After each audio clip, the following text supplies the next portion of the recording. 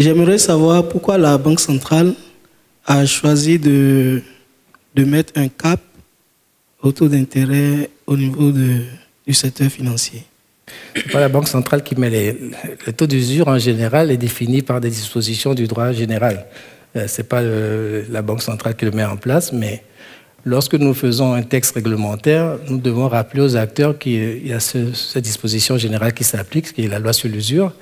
Et dans la loi sur l'usure, maintenant, vous avez deux niveaux, deux taux qui ont été définis.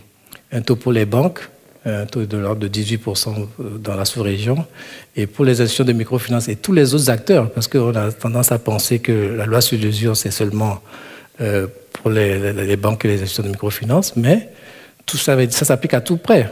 Et donc là, c'est 27%.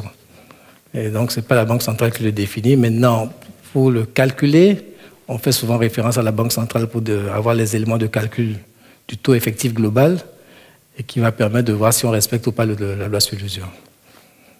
Mais la différence de taux peut s'expliquer par le fait qu'à l'époque, on estimait quand même que le coût d'intervention des institutions de microfinance qui étaient essentiellement implantées en milieu rural et concentrées sur des opérations de prêt de petite taille avait des coûts de fonctionnement plus élevés. Aujourd'hui, cette tendance a tendance à s'estomper.